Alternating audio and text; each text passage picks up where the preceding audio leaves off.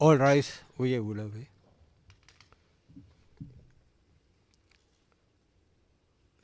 The International Criminal Court is now in session. La Giunta Co Penal International do it.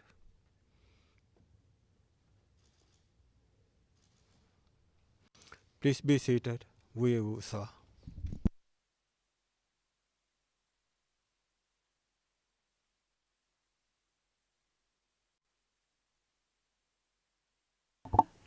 Yes, good morning all. Madam Registrar, can you call the case? Good morning, Madam President, Your Honors. Situation in the Republic of the Philippines in the case of the prosecutor versus Rodrigo Roa Duterte, case reference ICC 0121-0125, and for the record, we are in open session. And again, Mr. Haynes, we've excused your client's attendance today, but as I think we made clear, it's only because it's a relatively short hearing. Yes, I was going to observe, of course, that the movement of a detainee from the detention unit to the court is an unsettling experience even for the sturdiest of clients, but he's fully aware that you will expect to see him sooner rather than later. Right, yes. Well, as you're on your feet, Mr. Haynes, we may as well start the introductions with you. Well, I'm ably assisted today by Miss Gibson, Miss Daniel and Miss Sethi. Yes, thank you very much. And the appearances for the prosecution? Morning, Madam President. Good morning, Your Honors, to everybody in the room. Julian Nichols with Edward Jeremy, Sylvie Wakchom, Zinzana Ziayo, and James Meridi. Thank you. Thank you very much. And finally, the representatives for the victims. Good morning, Madam President, Your Honors, Ann Gravoski and myself, Paulina Massida, for the victims today. Thank you. Yes, Ms. Massida, can I just clarify something while you're on your feet? I know you're the only representative appearing today, but the pretrial chamber, I think, appointed 3 of you. Can I ask which of you is lead counsel? None of us, the 3 of us are lead counsel, actually. The way in which we work, we normally agree on a common position before any hearing before the chamber if necessary or anything. So we actually act as a single team. This is the expression which was used by pretrial chamber. But we don't have a formal lead counsel in the team, and we take our decisions jointly and collegially. Yes, all right. Well, I mean, that, of course, is a matter for you. But I want to make one thing clear. Only one of you Yes. from the 3 that have been appointed will be asking questions. I'm not going to have 3 people asking questions during the course of the trial.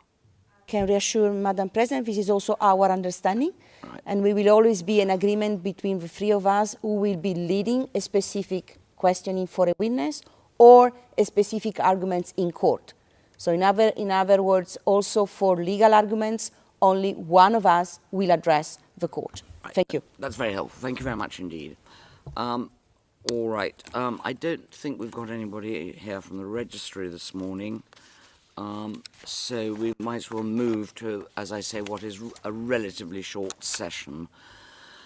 The first item on the agenda was the deadlines for the filings of observations to the expert panel for the reports. And we set, I should make it clear, the experts who are going to examine the accused. We set the following deadlines: the 18th of August for the experts to file their reports, 24th of August the registry was going to file the experts' reports, right, and 31st of August observations from the parties and participants, including any request that may be made for an actual hearing. Now, Mr. Nichols, the Office of the Prosecutor requested this item. Is there a reason for that? Yes, Your Honor. Thank you. Really, what we're asking for is one more week to file our observations, and then, of course, if necessary, another week for the defense and for our friends in the LRV. The reason is very simply, on the 31st of August, we're going to have to file our pretrial brief, our list of witnesses, our list of evidence, complete our disclosure, and then this will, I'm sort of asking for mercy. This will drop on us, and we can't really start writing it early during that last week as well, when we expect to be extremely busy, and depending on what the outcome is of the reports we receive on the 24th, it may or may not be quite a lot of work. So we're just asking for one more week to file so that we can have more time after our deadline for all those other projects. I think there's a total of like approximately 10 that we have due on that date. And so this is formally under Reg 35. But I don't see that this would slow things down substantially in any real way, and certainly not the start of the trial date if we're given that week. So those are the grounds, and that is the request. It's not, if it was just that, Mr. Nichols, but it's the knock-on effect, because as you say, if we give you an extra week, well then we'll again have to give the defence an extra week. Well, I suppose it's everybody at the same time, isn't it? Okay. Your Honor, I think we were filing simultaneously. Yeah, yes. So, No, so it won't have that extra Yeah. that I think you may have been thinking about. Yeah, sorry, you're quite right. Mr. Haynes, We've got no difficulty with you showing some mercy to the prosecution. Ms. Masida? Same with us, Your Honor. It's all right. We'll be merciful, Mr. Nichols, as it's early on. Thank you very much, Your Honor. And you can have the extra week. Then the next item, it was the adoption of the protocol on the handling of confidential information. I think you've all seen that it's really the standard one that appears in all trials. Does anybody have any comments on it? No, Your Honor, just I thought it hadn't been formally adopted yet, unless I'm wrong. It was adopted by the pretrial chamber. Yeah. The standard one that's annexed to the trial manual.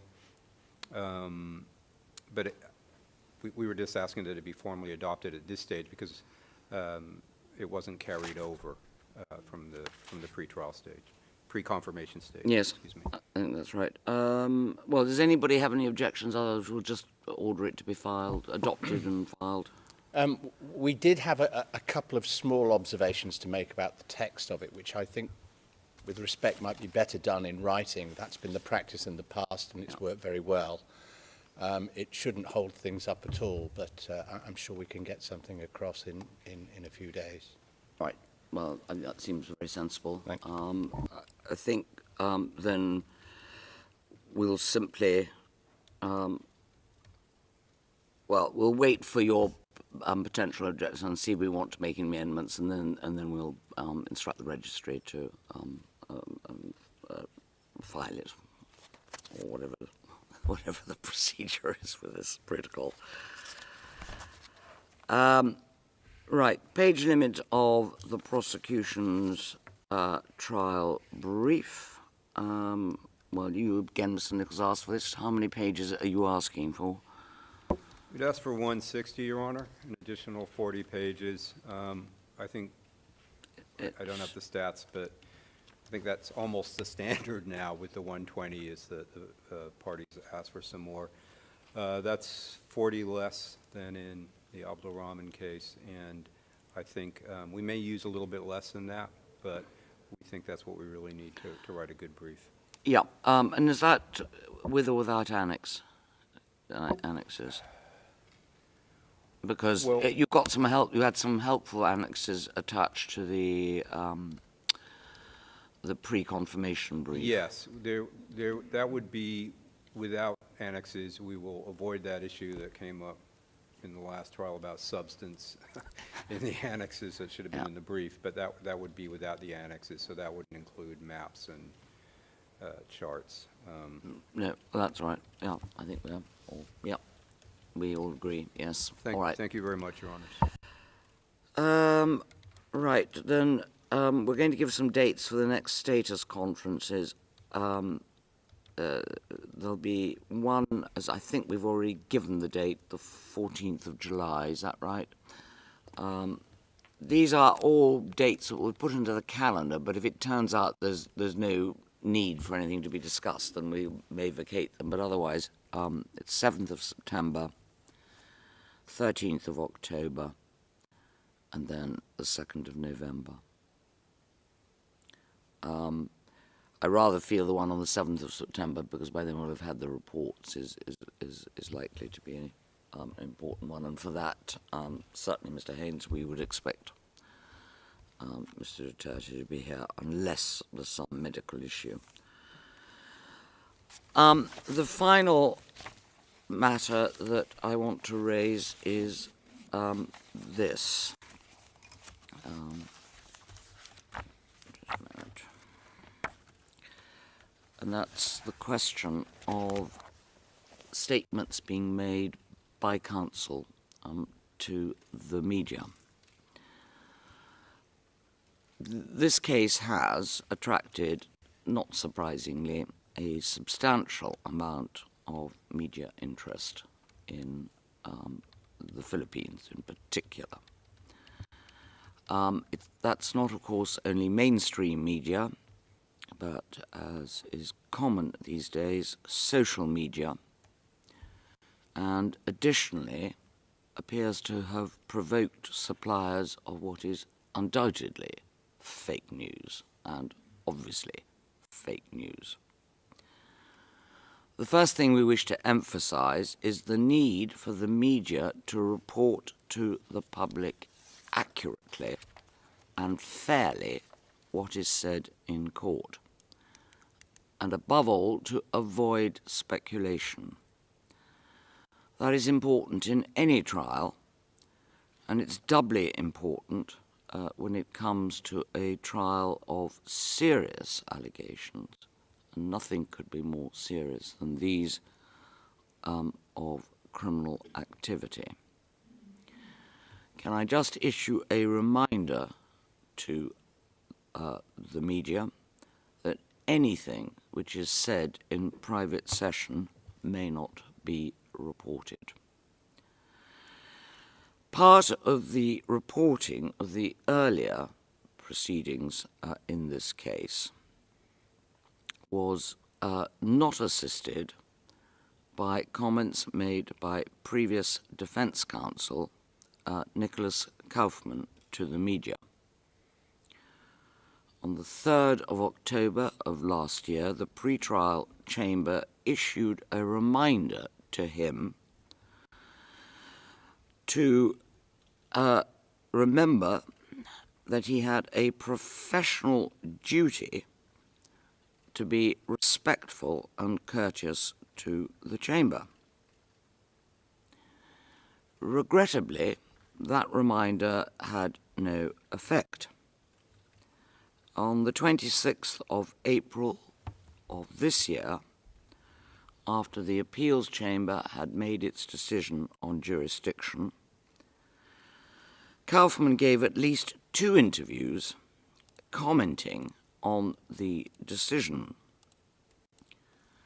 Some of those comments were his personal view of legal decisions made by the court as a whole, and were on any showing wholly inappropriate. The more so when made by counsel in the case.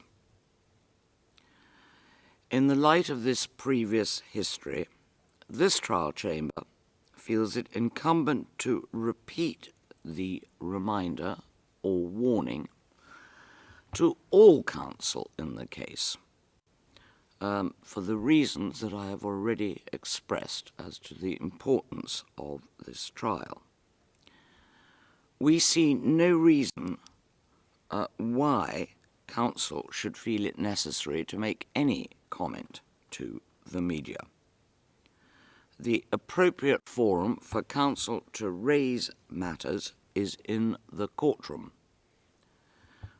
Trials are not conducted by the court of public opinion, but by this court during the course of the proceedings.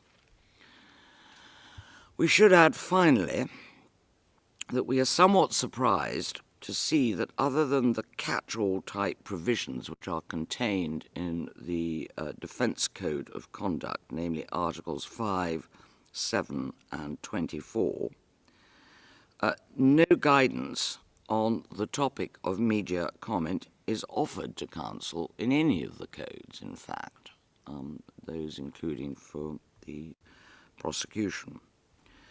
But of course it's particularly applicable to the Code for Defence Counsel. And we feel that this is a lacuna which should be rectified sooner rather than later. So, are there any other matters that counsel wish to raise at this stage? On either side? No. In that case, that concludes the status conference this morning.